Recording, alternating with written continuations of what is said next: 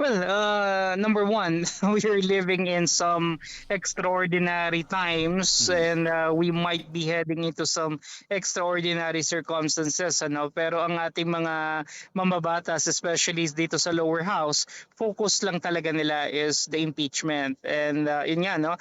Kinailangan pa nila talaga na mag-dedicate ng mga araw despite of their break, supposedly, no? They can still go to the Congress Mhm. just to ensure and just to make sure na magiging mas mabilis yung pagpa-file nila ng impeachment proceedings. And I Ah. think this is something that is unexpected na that is something na talagang na-expect na naman natin dahil talagang ito naman yung kanilang gustong mangyari from the very start Mhm. na. So not something new, it's just that right now kasi we are heading into some kind of real and imminent crisis.